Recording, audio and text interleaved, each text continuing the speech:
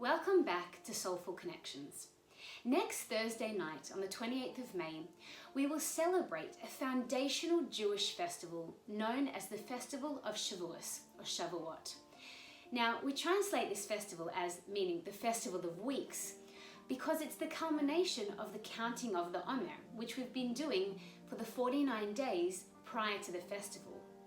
It culminates the Festival of Pesach when we left Egypt and traveled our way through the desert until Har Sinai, until Mount Sinai. But Shavuot is also, more importantly, known as the festival of the giving of the Torah and the festival of the receiving of the Torah. This festival is the foundational festival of our nationhood. If it wasn't for this festival, then quite frankly, we wouldn't be here today. We wouldn't be sitting here as Jewish people with a Torah, with a guidebook, and with all the wonderful opportunities that we have to do mitzvot. So it's a very profound festival. And one idea that always resonates with me that I'd like to share is this idea of the verbal contract that the Jewish people made with Hashem prior to receiving the Torah.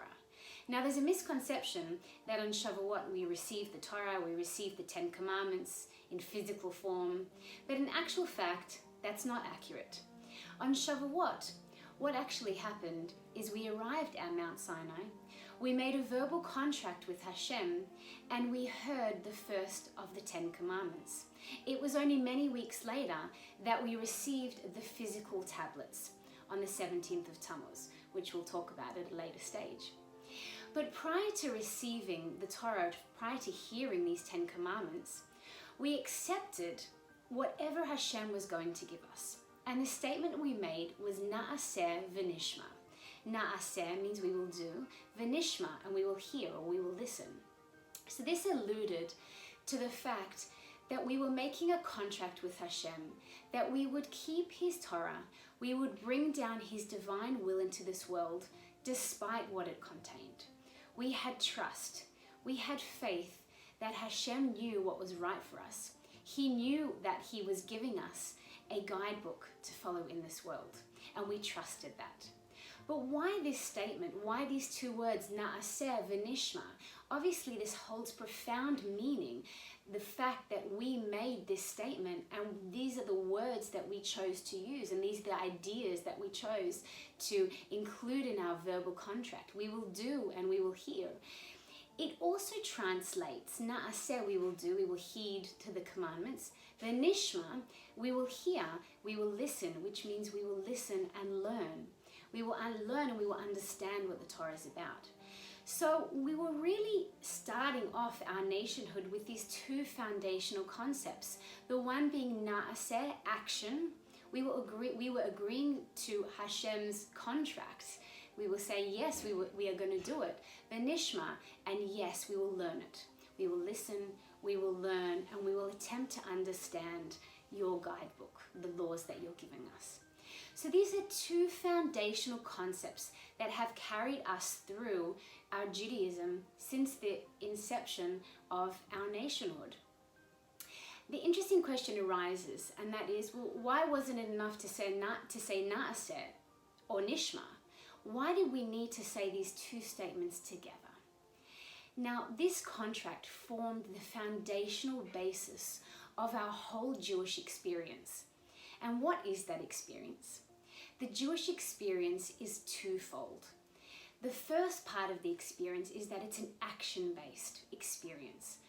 Everything in Judaism relates to something that we do in this world, action.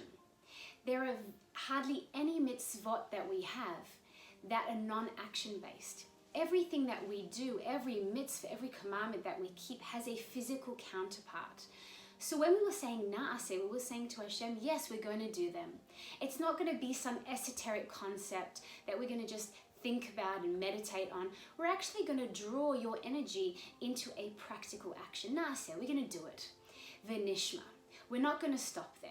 We won't just stop at the action, and we're not going to just have blind faith and just go along with the motions and do the actions what you're telling us to do. But nishma, we will attempt to learn it and to understand it and to connect our minds with the things that we're doing, with the commandments that we're doing. So by taking on these two statements, we were telling Hashem that we are going to take this experience on board totally. We're going to bring it into the world of action, and we're also going to bring it into the intellectual world. We are going to do it, we're going to act, we're going to bring the energy into this world, and we are also going to connect with it on a mind level. And this is what Judaism is really all about. Everything in the Jewish experience is about action and understanding. If we just have action without an attempt to understand it, then that action can be meaningless, it can be uninspiring, and it can become staid and cold. But if we just have the understanding and the intellectual pursuit without action, then we'll never really experience the full experience of keeping the mitzvot, because it's never in the world of action. It's always an esoteric thought, so we never really channel it down fully, therefore the experience is lacking. So by us saying Na'aseh v'nishma, we were committing to Hashem, and we were saying to him, we are going to bring the commandments into this world of action, but we're also going to understand them, we're also going to learn about them, we're going to delve into the concepts and the ideas, and we're going to connect our hearts and our minds with the concept, with the mitzvot that we're doing. So our Jewish experience has to be twofold. So this Shavuos, let us think about this concept, and let us think about Na'aseh. Is there an extra mitzvah, an extra action that you can do to bring Hashem's will into this world? An extra action, extra mitzvah that you can connect with? And is there something that you can do v'nishma? Is there something that you can delve into a bit deeper, connect yourself with? Find a topic that interests you and start to learn about it. Ask questions and find the answers. Wishing you a happy Shavuot, Chag Sameach, and see you next week.